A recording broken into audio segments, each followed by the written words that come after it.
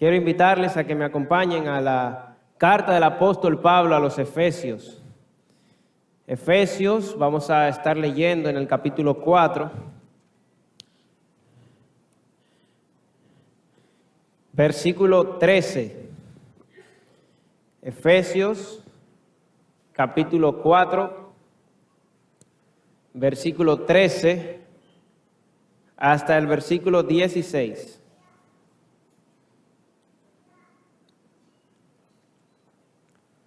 Dice así la palabra de Dios, Efesios 4, 13 al 16. Hasta que todos lleguemos a la unidad de la fe y del conocimiento del Hijo de Dios, a un varón perfecto a la medida de la estatura de la plenitud de Cristo, para que ya no seáis niños fluctuantes, llevados por doquiera de todo viento de doctrina, por estratagema de hombres que para engañar emplean con astucia las artimañas del error, sino que siguiendo la verdad en amor, crezcamos en todo en aquel que es la cabeza, esto es Cristo, de quien todo el cuerpo, bien concertado y unido entre sí por todas las coyunturas que se ayudan mutuamente, según la actividad propia de cada miembro, recibe su crecimiento para ir edificándose en amor. Amén. Hermanos, uno de los principios más básicos de la biología es que todo ser vivo nace, crece, se reproduce y muere. En el caso en particular de los seres humanos, no solamente crecen, sino también se supone que maduren. Se supone que maduren. Así como se espera que un niño se comporte como un niño, a medida que pasa el tiempo y ese niño se acerca cada vez más a la adultez, se supone que deje de comportarse como un niño y empiece a comportarse cada vez más como un adulto. Eso es lo que se espera. Pablo lo dijo de la siguiente manera en 1 Corintios, capítulo 13, versículo 11. Cuando yo era niño, hablaba como niño, pensaba como niño, juzgaba como niño. Mas cuando ya fui hombre, adulto, dejé lo que era de niño. Así lo dice el apóstol Pablo, hermanos. Y este principio que rige la vida del ser humano también se aplica en la vida espiritual. La Biblia describe la obra de regeneración en la vida del creyente como un nuevo nacimiento. Y no importa la etapa de la vida humana en que una persona reciba al Señor, sea niño, sea adolescente, sea un joven, sea un adulto, espiritualmente es un niño que debe ir creciendo poco a poco en la vida cristiana. Debe ir madurando, debe ir creciendo en conocimiento, en el desarrollo de su carácter. Y de hecho, eso es precisamente lo que Dios espera que ocurra con el paso del tiempo. No se supone que un cristiano permanezca en el mismo nivel de madurez que tenía en sus primeros años de conversión. Cuando eso ocurre, entonces algo no anda bien. Algo no anda bien. Y en el Nuevo Testamento, en la mayoría de las cartas de Pablo y otras cartas, hay una preocupación una y otra vez sobre el tema de la madurez espiritual.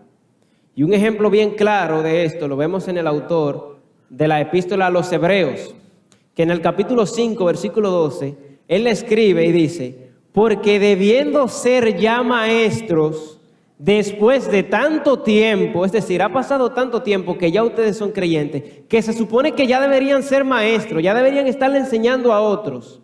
Pero ¿qué dice él? Tenéis necesidad de que os vuelva a enseñar cuáles son los primeros rudimentos de la palabra de Dios. Ustedes no han crecido. Ustedes están al mismo nivel que cuando eran nuevos creyentes. Se supone que con el paso del tiempo ustedes deberían ser maestros, pero no. Y continúa diciendo el autor a los Hebreos: y habéis llegado a ser tales que tenéis necesidad de leche y no de alimento sólido. Hermanos, y el apóstol Pablo, en esta carta a los Efesios, vuelve a tocar el tema de la madurez espiritual. Lo vuelve a tocar aquí en la parte práctica de la epístola a los Efesios, que se divide en dos partes. Los primeros tres, tiene 6 capítulos. Los primeros 3 capítulos son doctrinales totalmente. Y el capítulo 4, 5 y 6 son totalmente prácticos. Son principios prácticos para la vida diaria. Y en el capítulo 4, el apóstol Pablo toca el tema de la madurez espiritual. Y es interesante porque Pablo en el capítulo 4, de lo que él está hablando es, en casi todo el capítulo, de la unidad de la iglesia. En el capítulo 4, desde el versículo 1 hasta el versículo 16, es hablando acerca de la unidad de la iglesia. Y Pablo aprovecha, ya que él está hablando de la unidad, para tocar el tema de la madurez espiritual. Y eso es interesante porque es que la unidad y la madurez tienen una relación directa y a la vez recíproca. ¿Qué quiere decir esto? La unidad en la iglesia fomenta la madurez espiritual y la madurez espiritual al mismo tiempo fomenta la unidad en la iglesia. Eso es así. De manera que en esta mañana nos vamos a ocupar de analizar este tema como Pablo lo presenta aquí acerca de la madurez espiritual, del versículo 13 al versículo 16 de este capítulo 4 de la carta a los Efesios. Y el bosquejo es el siguiente. Vamos a estar ocupados en 3 puntos acerca de la madurez espiritual que Pablo presenta aquí. En el versículo 13, Pablo nos habla acerca de cuál es la meta de la madurez espiritual. ¿Hasta dónde es que tenemos que llegar en la madurez espiritual? ¿Qué es lo que perseguimos? En el versículo 14 y 15, Pablo habla acerca de las marcas distintivas de madurez espiritual. ¿Cuáles son las cosas que caracterizan a un creyente maduro, a un creyente que está madurando en su vida cristiana? Y en tercer lugar, versículo 16, ¿cuál es el método para alcanzar la madurez espiritual? Es interesante, el bosquejo es fácil de aprender. Todo empieza con M. Primero, la meta de la madurez espiritual. Segundo, las marcas distintivas de madurez espiritual. Y en tercer lugar, el método. Meta, marca, método. Así que en primer lugar, entonces, versículo 13, vamos a hablar, en primer lugar, de cuál es la meta de la madurez espiritual. ¿Cuál es la meta? Versículo 13. Dice, hasta que todos lleguemos a la unidad de la fe y del conocimiento del Hijo de Dios. ¿Qué dice ahora? A un varón perfecto, a la medida de la estatura de la plenitud de Cristo. ¿Qué es lo que está diciendo Pablo aquí? ¿Cuál es la meta de la madurez cristiana? ¿Cuál es el tope al que debemos llegar? Bueno, el tope es, según Pablo aquí, la perfección. La perfección. Pero no es una perfección en parámetros humanos. No es lo que yo entiendo que es perfecto, no. Es una perfección como se ve en la persona de Cristo. Eso es lo que Pablo está diciendo. A un varón perfecto. ¿Y cuál es la medida? A la medida de la estatura de la plenitud de Cristo. No es compararme con alguien más y decir, bueno, yo soy maduro porque mira cómo es fulano. No, yo soy un creyente maduro porque fulano, como es fulano, mira. O compararme con los líderes de la iglesia. Ya el pastor y yo vamos ahí casi mente. No es eso. No es eso. Sino mi punto de referencia debe ser Cristo. Para saber qué tan maduro soy, debo ver a Cristo. Eso es lo que Pablo está diciendo. Y es así, hermanos, todo el propósito de Dios en nuestra vida, de todo lo que se trata la vida cristiana, todo lo que nos pasa, es para llegar a ser como Cristo. Ese es el propósito por el cual Dios permite todo lo que me pasa en mi vida. Y el apóstol Pablo en la carta a los Romanos lo dijo de la siguiente manera. Un texto que no lo sabemos de memoria, pero no nos sabemos el siguiente. El que no sabemos es este. Y sabemos que a los que aman a Dios, todas las cosas les ayudan a bien. Esto es a los que conforme a su propósito son llamados. Ese no lo sabemos perfecto. Y el siguiente no lo sabemos. Porque a los que antes conoció, también los predestinó. ¿Para qué? para que fuesen hechos conforme a la imagen de su Hijo. Esa es la meta de la vida cristiana. Para eso Dios nos escogió, para hacernos cada vez más parecido a Cristo. Porque Cristo es la meta a la que yo debo alcanzar. Y Pablo lo está diciendo aquí otra vez, llegar a ser un varón perfecto, a la altura de Cristo. Esa es la meta a la que debemos procurar llegar en el desarrollo de nuestra vida cristiana. Alguien dijo, nuestra meta o tope de crecimiento y madurez espiritual es desarrollar el carácter de Dios como se ve en la persona del Dios hombre, Jesucristo. Jesucristo. Hermanos, y cuando nos comparemos con Cristo, nos vamos a dar cuenta de que aún nos falta, nos quedamos cortos. Y el mismo apóstol Pablo tuvo que admitir esto en la carta a los Filipenses. Pablo lo dijo de la siguiente manera, Filipenses capítulo 3, versículo 13. Hermanos, yo mismo no pretendo haberlo alcanzado ya. Es decir, yo trato de ser como Cristo, pero no es que ya yo llegué. No es que ya yo llegué hasta Cristo, no. Todavía me falta, pero olvidando ciertamente lo que queda atrás y extendiéndome hacia lo que está delante, dice Pablo. Cuando nos comparemos con Cristo nos vamos a ver que estamos cortos, estamos pequeños, todavía nos falta, mucho nos falta. Esa es la meta, ese es el tope. Nuestra meta como creyente es llegar a ser como nuestro Señor Jesucristo. ¿Y qué es lo que estamos diciendo entonces? Bueno, amar como Cristo, perdonar como Cristo, hablar como Cristo, actuar como Cristo, servir como Cristo. A eso es que estamos llamados. Cuando yo voy a hacer algo, pensar, Cristo lo haría.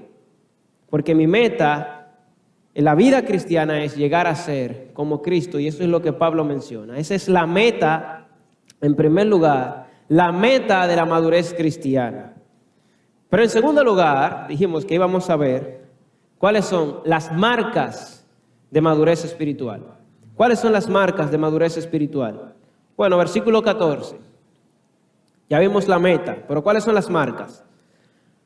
Dice Pablo aquí, Efesios 4:14, para que ya no seáis niños fluctuantes, llevados por doquiera de todo viento de doctrina, por estratagema de hombres que para engañar emplean con astucia las artimañas del error. De manera que lo que Pablo está diciendo aquí hay varias marcas de madurez espiritual, pero la primera de ellas es la estabilidad doctrinal. La estabilidad doctrinal. ¿Y a qué nos estamos refiriendo?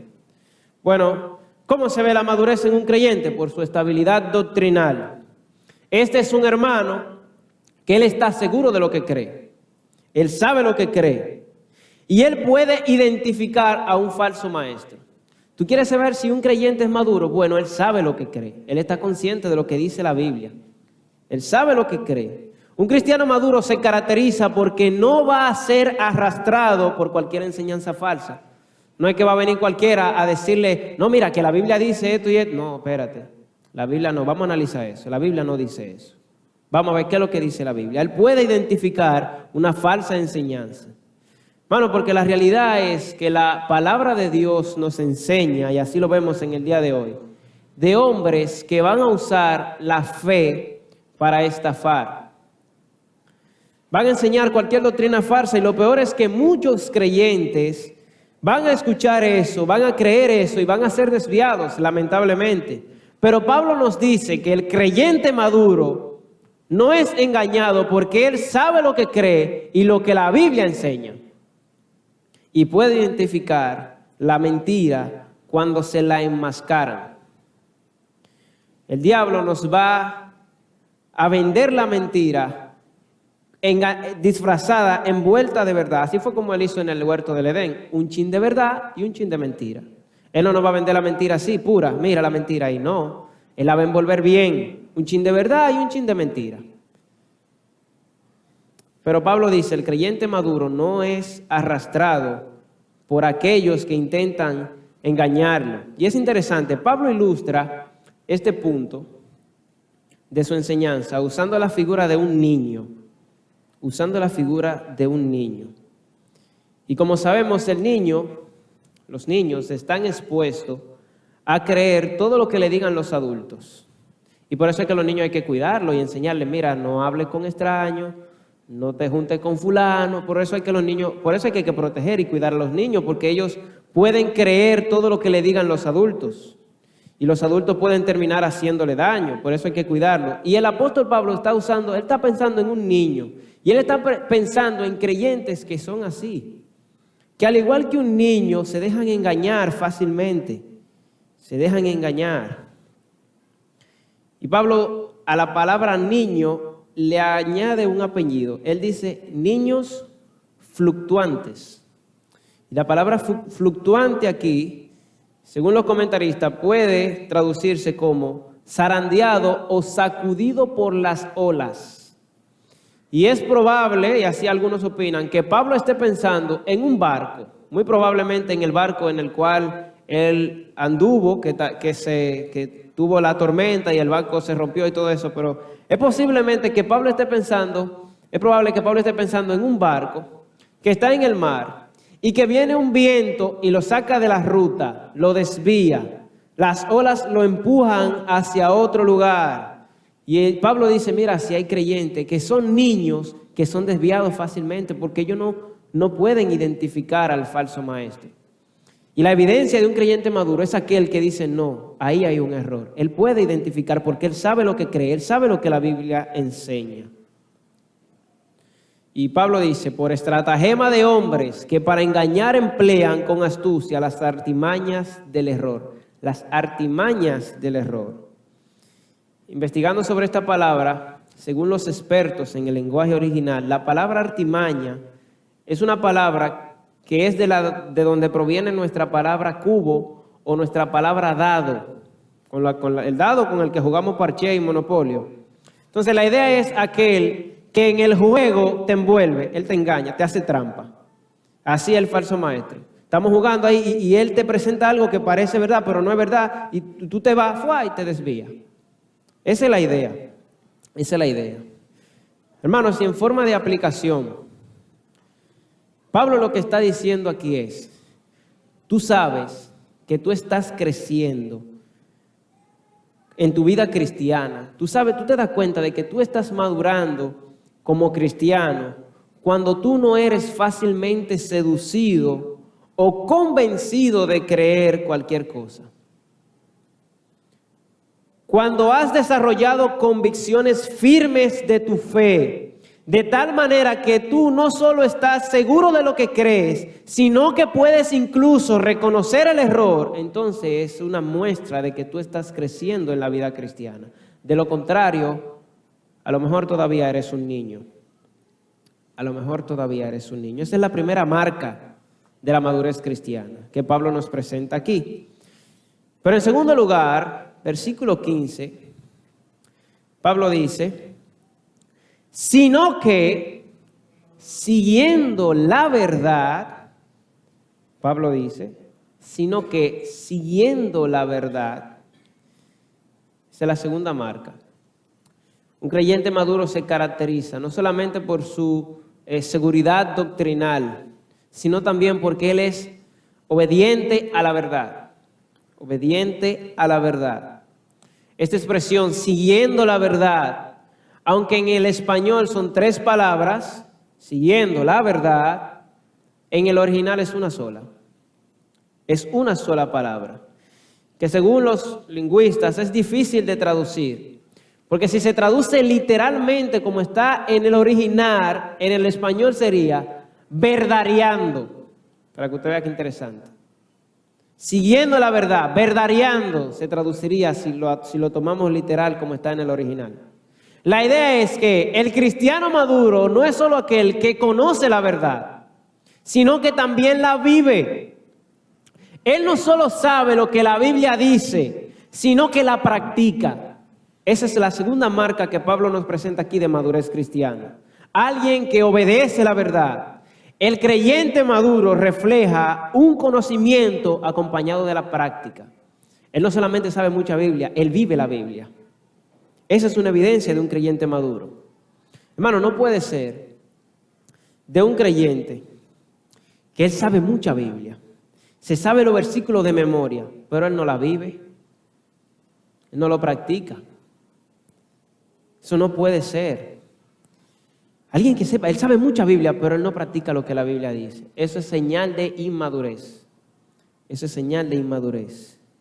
Eso es señal de que no ha crecido espiritualmente. No importa cuántos años tenga en la iglesia. Puede tener un mes, puede tener un año, puede tener 5 años, 10, 20 años en la iglesia. Él sabe mucha Biblia, pero él no la vive. Pues no ha crecido.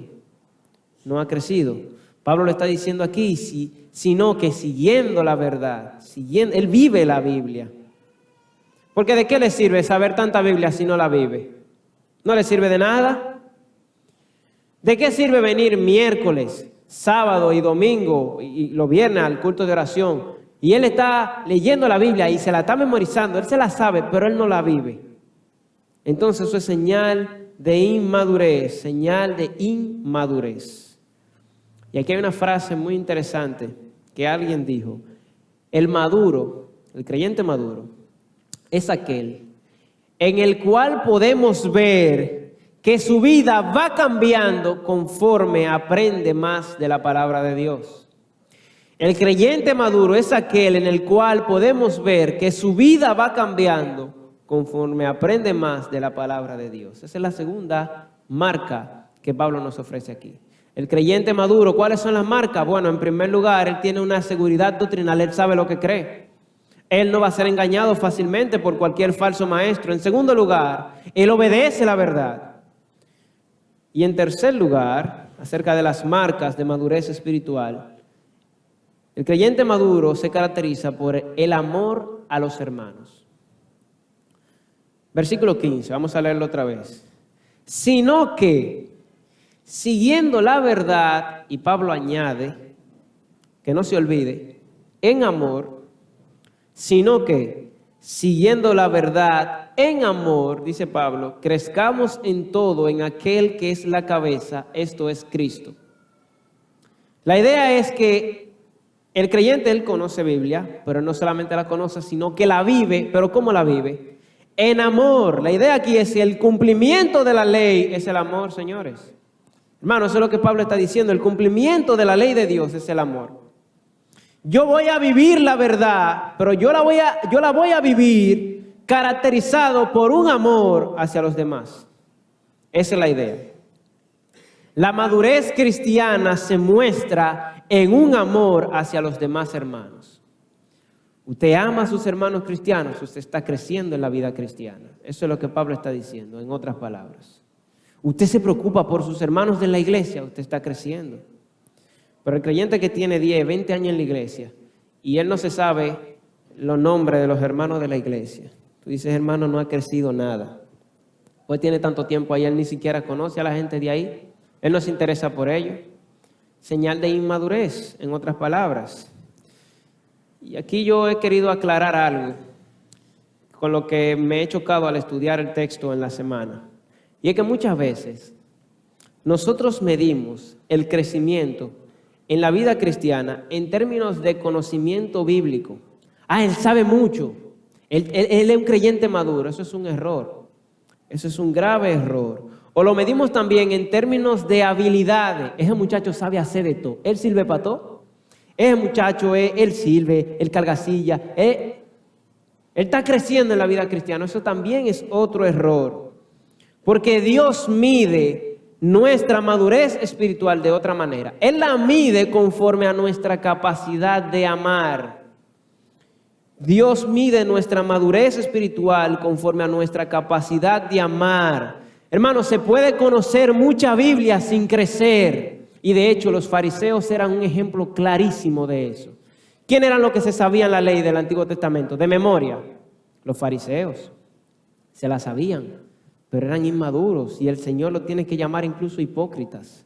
Se puede saber mucha Biblia sin crecer. Yo puedo tener incluso una colección de libros y haberlo leído todos. Y no necesariamente, hermanos, ser un creyente maduro en la vida cristiana.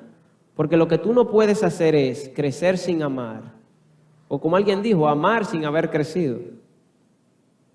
De manera que, dicho esto, podemos decir que la mayor señal de madurez en la vida cristiana es el amor hacia los demás hermanos.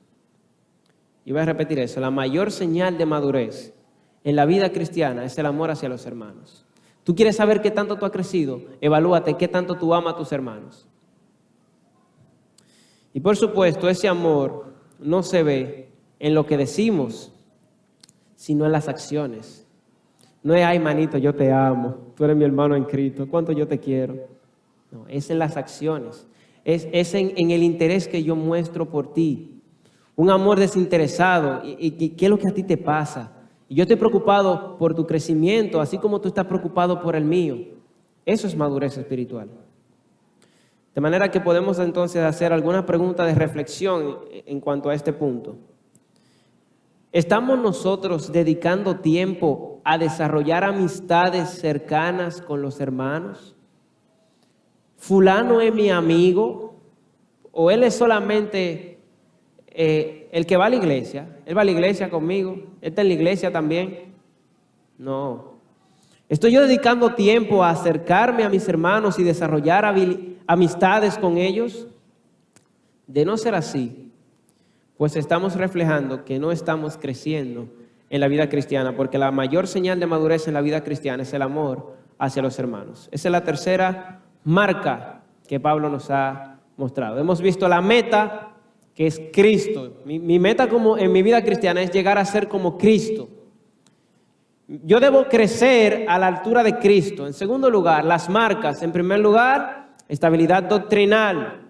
Eso es lo que Pablo nos dice. En segundo lugar, yo vivo la verdad. Yo vivo y practico lo que la Biblia dice. En tercer lugar, el amor hacia los hermanos. Entonces vamos a ver ahora la tercera M. Recuerden, son tres M's. La meta, las marcas de madurez espiritual. Y en tercer lugar, el método. El método para alcanzar la madurez. ¿Cómo se crece en la vida cristiana? Pablo nos lo enseña aquí también. Versículo 16. ¿Cuál es el método para alcanzar la madurez? Dice el texto, capítulo 4, versículo 16 de Efesios. De quien todo el cuerpo, bien concertado y unido entre sí por todas las coyunturas que se ayudan mutuamente, según la actividad propia de cada miembro, ¿qué pasa? Recibe su crecimiento para ir edificándose en amor. Vamos a evaluar ese versículo al paso. Vamos a hacerlo detenidamente. El versículo 16 comienza con la siguiente expresión. De quien todo el cuerpo, y eso, ¿a quién se está refiriendo ahí? A Cristo. Ese de quien es hablando de Cristo, porque así termina el versículo 15. No vamos a perder la línea. Vamos a leer el 15 otra vez. Sino que siguiendo la verdad en amor, crezcamos en todo aquel que es la cabeza, esto es Cristo. Versículo 16, de quien todo el cuerpo, y Pablo menciona una serie de cosas, pero vamos a leer el final del 16. Dice entonces, ¿qué dice el final del versículo 16? Recibe su crecimiento para ir edificándose en amor. La parte del medio del versículo 16, vamos a tomarla y a ponerla ahí en un ladito, que la vamos a evaluar ahora, la vamos a analizar ahora. Entonces, vamos a leer la primera y la última parte del versículo 16 para tomar la idea. ¿Qué dice? De quien todo el cuerpo recibe, entonces la primera y la última, de quien todo el cuerpo recibe su crecimiento para ir edificándose en amor. ¿Cuál es la idea? ¿Qué es lo que Pablo está diciendo? La idea, hermanos, es que Cristo es el que le da el crecimiento al cuerpo. La idea es que de Cristo es que todo el cuerpo recibe su crecimiento. Eso en otras palabras lo que Pablo está diciendo. Hermano, el crecimiento, la idea entonces, aplicándole, es que el crecimiento no lo provoco yo, no, ni lo provocas tú. Lo que Pablo está diciendo es que el crecimiento en la vida cristiana no puede darse separado de Cristo. El crecimiento no puede darse sin la operación de Cristo. Y entonces aquí alguien puede decir, pero tú ves, la culpa no es mía, es que Dios no me ha dado el crecimiento. alguien pudiera excusarse, pero no. Porque hay cosas que yo tengo que hacer, que la vamos a ver ahora, en la parte del medio, que la pusimos ahí en pausa. Hay cosas que yo tengo que hacer para que Cristo me dé ese crecimiento. Es como cuando yo siembro un árbol. ¿Quién es que Él produce el crecimiento en ese árbol? Es Dios. Pero hay cosas que yo tengo que hacer para que ese árbol crezca. ¿Cómo cuál? Como echarle agua, como podarlo, cuidarlo, quitarle la hierba para que no se contamine. Ese tipo de cosas. Dios es el que hace que ese árbol crezca. Pero si no se hace lo que se tiene que hacer con ese árbol, el árbol no crece. No es lo mismo. Eso también pasa con los seres humanos. Un niño pequeñito, un bebé, para que crezca, ¿quién es que produce el crecimiento en ese niño? Es Dios. Pero hay cosas que yo tengo que hacer que me corresponden a mí para que ese niño crezca. ¿Cómo cuáles? Bueno, el niño tiene que comer bien, el niño tiene que dormir bien, el niño tiene que bañarse, el niño tiene su cita con el doctor periódicamente. Ese tipo de cosas me corresponden a mí. Pero ¿quién es que produce el crecimiento en el niño? Es Dios. Y ese principio también ocurre en la vida cristiana. Dios es el que me va a hacer crecer. Eso es lo que Pablo está diciendo en el versículo 16, de quien todo el cuerpo, hablando acerca de Cristo, recibe su crecimiento para ir edificándose en amor. Es Dios el que va a hacer que yo crezca. Esa es la idea. Y si volvemos al texto, entonces, dicho esto, si volvemos al texto, la parte del medio ahora, vamos a irla ensamblando poco a poco para coger la idea completa del versículo 16. Pablo entonces ahora, si volvemos al texto, nos presenta lo que debemos hacer para crecer en la vida cristiana. ¿Cuáles son las cosas que yo tengo que hacer para yo crecer como un cristiano? Yo me convertí al Señor tal día. Bueno, ¿qué me toca hacer? Yo quiero crecer en la vida cristiana. ¿Qué es lo que tengo que hacer? Entonces, en primer lugar, Pablo nos dice que lo primero para crecer en la vida cristiana es cultivar una íntima relación con Cristo. Pablo dice, la parte final del 15 y el 16 para que entendamos la idea. Crezcamos en todo aquel que es la cabeza, esto es Cristo, de quien todo el cuerpo, que dice Pablo ahora, vamos a ir pegando la parte del medio del versículo 16 poco a poco, de quien todo el cuerpo bien concertado, y podemos terminar con la última frase del versículo 16, recibe su crecimiento. De quien todo el cuerpo bien concertado recibe su crecimiento. Lo primero que yo necesito hacer para yo crecer como un cristiano es tener una comunión estrecha con Cristo, cultivar una íntima relación con Cristo. Eso es lo primero. En la medida en que yo tengo una relación estrecha con Cristo, que yo estoy bien concertado con Cristo, y esa palabra concertado también pudiéramos decirla como ensamblado, que yo estoy pegado a Cristo, yo iré creciendo y yo iré cambiando en mi vida cristiana. Poniendo eso en términos prácticos, ¿qué es lo que Pablo está diciendo? Bueno, el que no invierte tiempo a solas con Cristo no crece. En otra palabra, el que no invierte tiempo a solas con el Señor no crece. El que no saca un tiempo a diario para hacer un buen devocional, para dedicarlo a la oración, un tiempo de calidad en el estudio de la palabra de Dios, no crece. El que no hace eso no crece, es lo que Pablo está diciendo. O podemos ponerlo de otra manera. El que solamente lee un chin y solo ora un chin y solo invierte un chin de tiempo, no crece. El que solamente le da un chin de importancia a su relación con Cristo, no crece. No se puede avanzar en la vida cristiana de esa forma. Será como dice William Berkeley, un cristiano bonsai. ¿Usted sabe lo que es un bonsai? Un bonsai es una plantita de este tamaño, que puede tener 20 años y es de ese tamaño. Yo pensaba que bonsai era el nombre de un árbol, pero no. Bonsai, según leí en la internet, es una técnica de cultivo de las plantas. ¿Y cómo que se hace un bonsai? Eso es una técnica japonesa, porque incluso la palabra bonsai es una palabra japonesa. ¿Qué es lo que hacen los japoneses para hacer un bonsai? ¿Cómo se hace un bonsai? Bueno, un chin de tierra un chin de raíz y un chin de agua. La plantica está en una maceta de este tamañito, con un chinchín de tierra. Le van cortando la raíz, la van podando y es un chin de agua, un chin de tierra, un chin de raíz y un chin de agua. Y la plantica se mantiene todo el tiempo de ese tamaño. 5 años, 10 años, y ese es un árbol de adorno, no sirve para nada. Ahí, para ponerlo en la casa, ahí, para que lo vean. Un bonsai, así, de ese tamaño.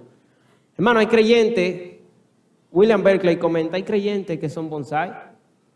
Hay cristianos bonsai. Sí, todo el tiempo, 10 años en la iglesia y están así, de ese tamaño.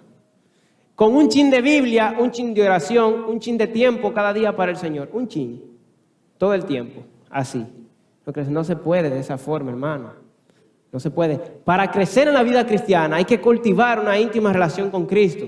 Es levantarme en la mañana y agarrar mi Biblia y leerla, o en la noche, o en cualquier hora del día, pero sacar un tiempo para yo estudiar, para yo leer, para yo orar. Señor, mira, eso es el Señor y yo solo, fajado conmigo. Es así, Dios y yo fajado conmigo. Esa es la forma en que se crece. Cultivando una íntima relación con Cristo. Pero en segundo lugar, no solamente cultivar una íntima relación con Cristo, Pablo nos dice que la segunda cosa que yo debo hacer para crecer es cultivar una íntima relación con los demás cristianos, con los demás creyentes. Volvamos al versículo 16. Vamos a irlo al pasito leyendo. De quien todo el cuerpo, bien concertado, ¿y qué dice ahora?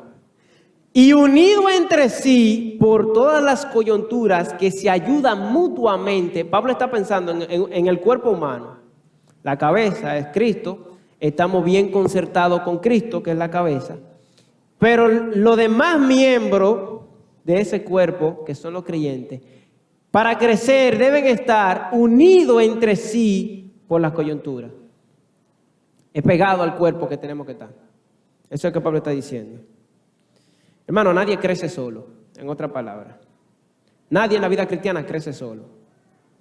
Para yo crecer, yo necesito de otros cristianos, de otros creyentes, que crean lo mismo que yo y que compartan una misma fe, que compartamos una misma fe. Estar cerca, para yo crecer necesito estar cerca de personas que me animen a crecer, que me estimulen a crecer, que me ayuden a seguir adelante. Y no solamente eso, sino que también me corrijan, me cuestionen, me reprendan, me amonesten. Hermano, yo necesito estar cerca de ti para yo crecer y tú necesitas estar cerca de mí para crecer. Y que tú seas el que me pregunte, ven acá, ¿tú leíste hoy? ¿Qué tú leíste? ¿A que tú no estás leyendo nada? Ay, no, hermano, mira, que la universidad no me da tiempo. No, fájate a leer. Fájate. Y por WhatsApp, mira, te mandé esto, léelo. Mira este libro para que lo lea. Es juntos que vamos a crecer. Hermano, eso no está bien, eso que tú estás haciendo. No, pero que así que yo siempre, no está bien. Mira, lo que la Biblia dice esto y esto. Ah, hermano, pero qué bien. Es junto. La vida cristiana es junto.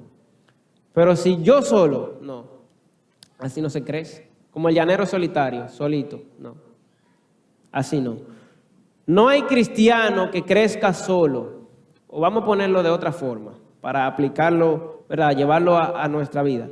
No hay cristiano que crezca si no va a la iglesia. ¿Cómo crece un cristiano si no va a la iglesia? Nadie puede decir que es un cristiano maduro y viene a veces a la iglesia. Eso no.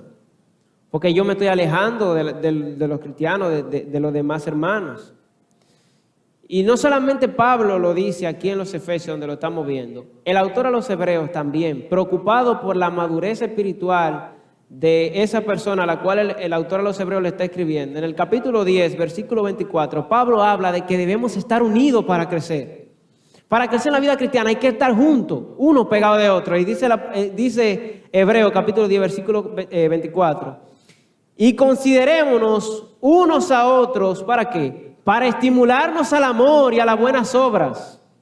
Y el autor a los Hebreos dice, entonces en el versículo 25, no dejando de congregarnos, como algunos tienen por costumbre, así como algunos que no vienen a la iglesia, que están. Entonces, no dejando de congregarnos, sino que exhortándonos, y tanto más cuando veáis que aquel día se acerca. Para yo crecer en la vida cristiana, bueno, yo tengo que cultivar una íntima relación con Cristo, pero también tengo que cultivar una relación con los demás hermanos, con los demás creyentes. Así es como se crece en la vida cristiana. Eso es lo que Pablo está diciendo. Ese es el segundo ingrediente de esta fórmula para crecer en la vida cristiana. De este método, ¿cuál es el método que Pablo nos está diciendo para crecer en la vida cristiana? Bueno, una íntima relación con Cristo. En segundo lugar, una relación con los hermanos. En tercer lugar, versículo 16. ¿Cuál es el tercer ingrediente?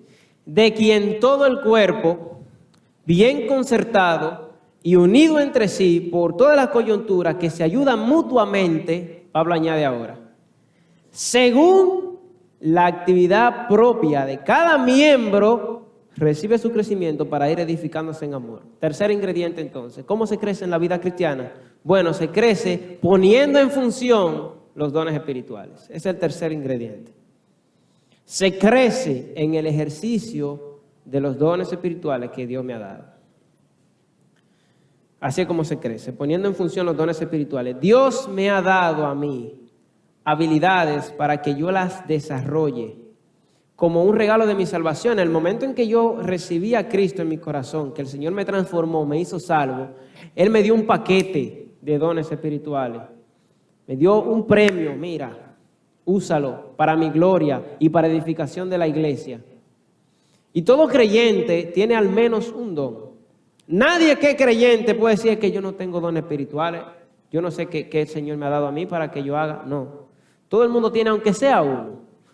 Hay otros que tienen más de uno, hay creyentes que tienen muchos dones espirituales, pero todos tienen aunque sea uno. Y el Señor nos ha dado ese don para que lo usemos, para que crezcamos. Yo crezco en mi vida cristiana cuando yo pongo en función los dones que Dios me ha dado. Hermano, mire, y los dones espirituales tienen una doble función. Al yo desarrollarlo, al yo ejercitar mi don espiritual, yo crezco para la gloria del Señor y ayudo a otros a crecer. Así es como funciona el don. Dios me ha dado a mí habilidades para ayudarte a ti a crecer. Hablábamos de que yo para crecer necesito la comunión con los demás hermanos. Pero esos hermanos, en el uso de sus dones, así es como ellos me van a ayudar a crecer.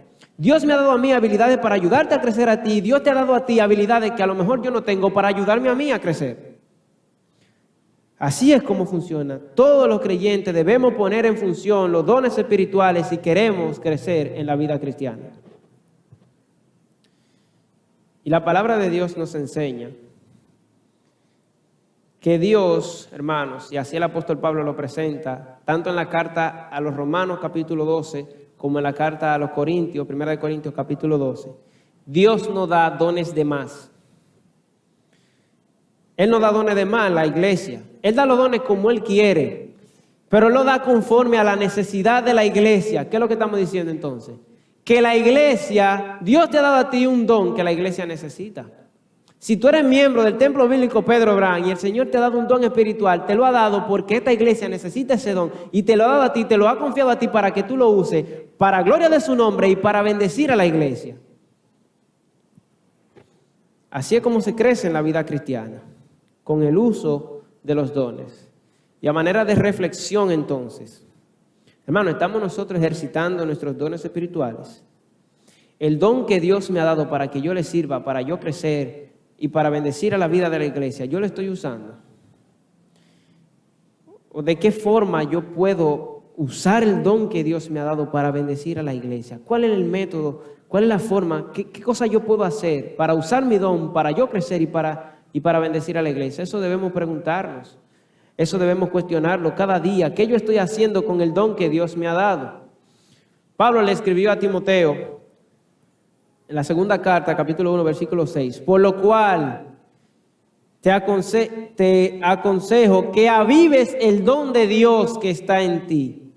El apóstol Pablo le dice a Timoteo, mira, usa tu don, úsalo con poder, aviva el don de Dios, el don que Dios te ha dado. De manera que ya hemos visto entonces, en resumen, las 3 M's del bosquejo del día de hoy. Primero, la meta de la madurez espiritual, llegar a ser como Cristo. En segundo lugar, las marcas. Mencionábamos 3. Un creyente maduro tiene una seguridad doctrinal, tiene una firmeza, él sabe lo que cree. En segundo lugar, él vive la verdad. Esa es la segunda marca de la vida cristiana. En tercer lugar, él tiene un amor por los hermanos. Esas son las 3 marcas que Pablo nos presenta aquí de madurez espiritual. Y en tercer lugar, Pablo nos da el método para crecer. Primero, cultivando una relación íntima con Cristo. En segundo lugar, cultivando una relación con mis hermanos. En tercer lugar, en el desarrollo de mis dones. En conclusión, ¿qué podemos decir? Hermanos, terminó el 2017. ¿Qué tanto crecimos? ¿Qué tanto crecimos en el 2017? Este año, 2018, es una oportunidad que Dios nos da para crecer y debemos aprovecharlo. Debemos aprovechar este año para crecer en la vida cristiana.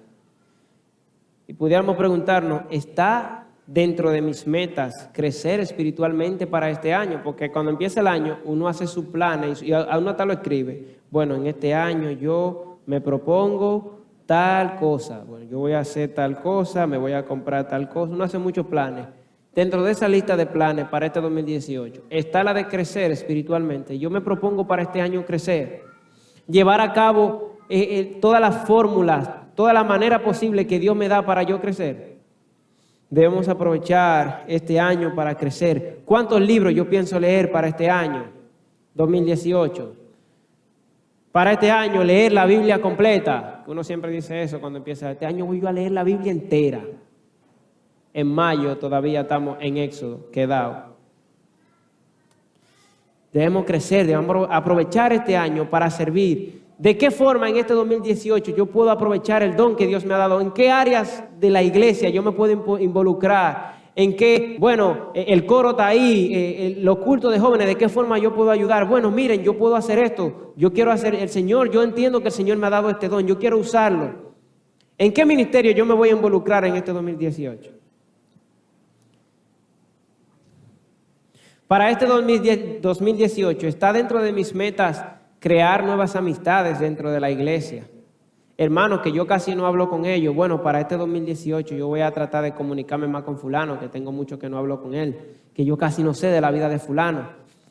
Fulano, dime, ¿cómo tú estás? ¿Qué de tu vida? ¿Cuáles son las cosas que tú haces? Ah, pero tú y yo tenemos eso en común. A mí también me gusta eso. Podemos compartirlo, crecer, desarrollarnos, unirnos más para este 2018. ¿Está dentro de nuestras metas eso?